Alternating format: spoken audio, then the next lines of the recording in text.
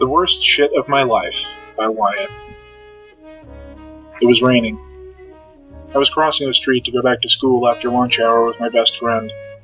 I decided to jog, and when I stepped up onto the curb, something went horribly, horribly wrong. My leg felt like it had shrunk and stopped working. I tumbled over and freaked out, not because it hurt, but because I couldn't feel anything, and that's always a bad sign.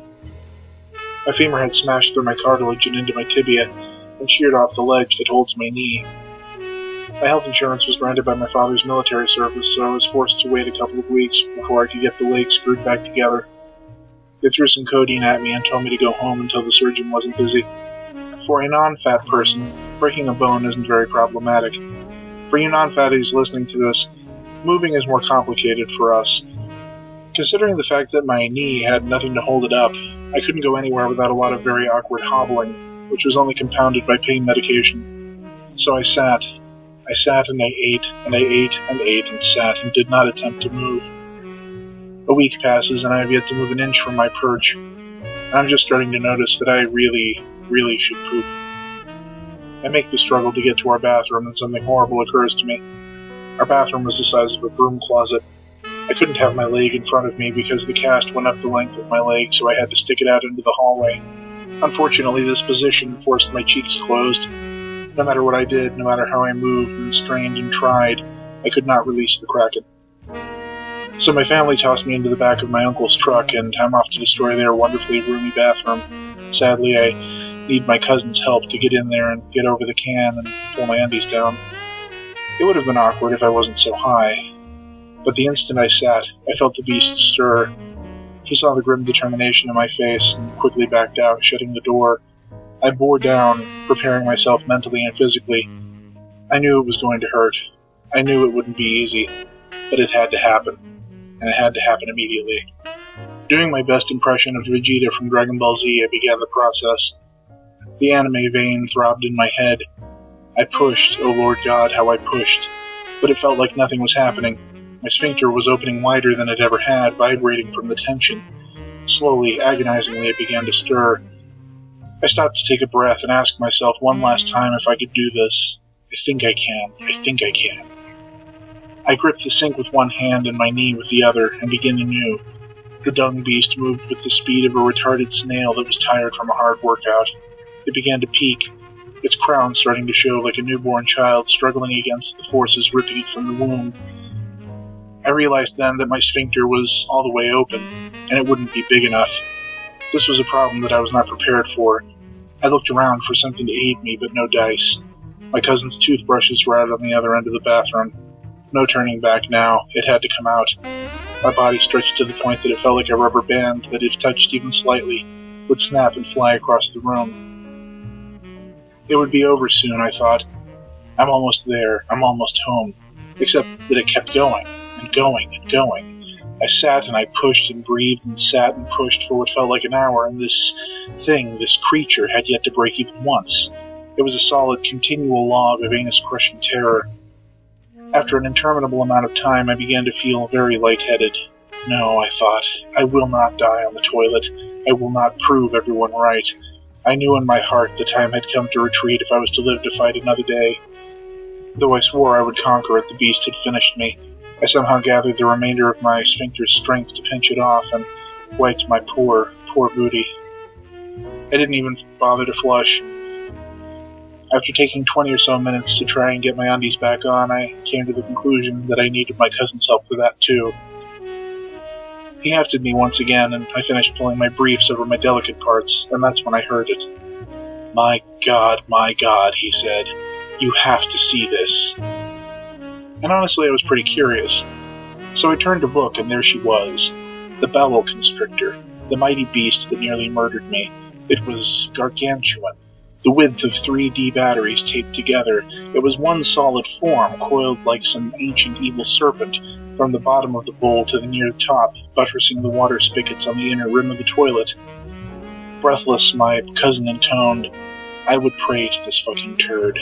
This turd is our god, and you are our king. I hadn't known it before, but my uncle and cousin had been having a test of wills, one-upping each other, claiming kinghood by judging whose fecal beasties were the largest and therefore most fit to rule.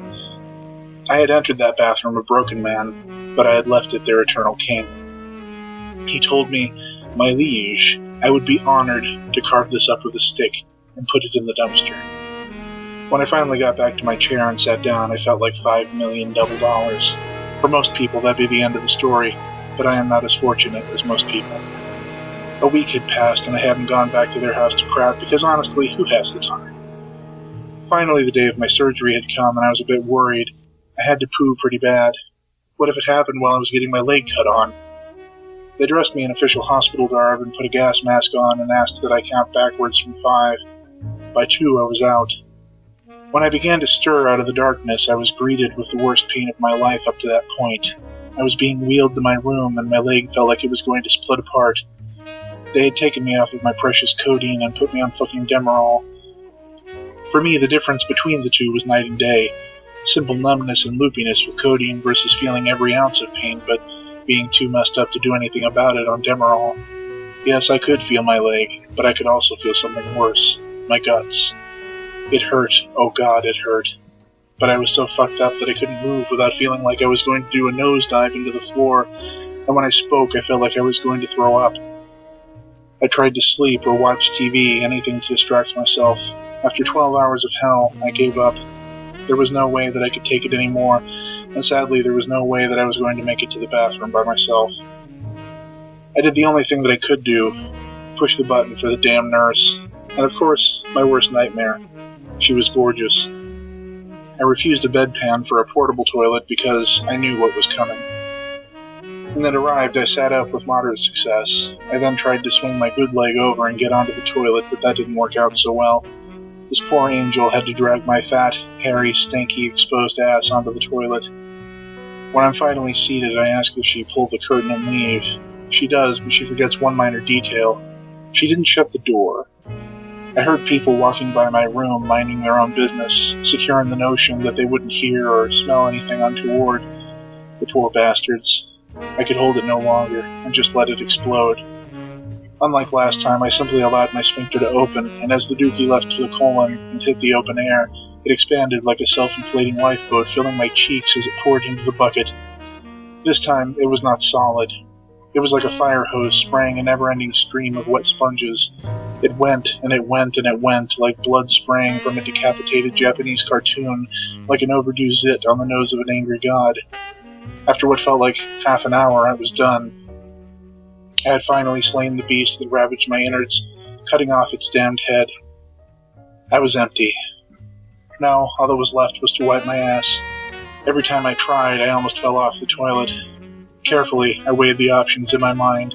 Would it be worse to have a stranger wipe my ass, or to have her discover me on the floor, knocked out, exposed, and covered in my own feces? It's an interesting feeling, having someone else's hand in your ass. I apologized the whole time, as if I'm the one who needs to apologize, and she's the one sticking her hand into a stranger's ass. And of course it took a while. It was one of those where you have to keep wiping. She must have been so excited, knowing in her heart that her medical degree was paying off. She helps me back onto the bed, and I lay back, limp like an empty sock draped over a shoe. I glanced to the bowl, and to my amazement, the bucket wasn't as small as I assumed it would be. It was actually about 2 feet deep and a foot wide, and it was almost full. When the woman grabbed the bucket, she almost dropped it for underestimating its sheer weight, and then struggled to heft it to take it wherever they empty those things. I like to think they dump it out of a window. Fast forward a few days, and I'm feeling pretty good, and it's time to go home. I'm off Demerol and back on sweet, sweet codeine. I get wheeled up to the elevator and await its arrival. Then next to me steps a beautiful blonde woman. I look up to her and she asks if I remember her. "Yeah, you're the girl who wiped my ass, thanks." She smiles and laughs an embarrassed laugh and then decides to take the stairs.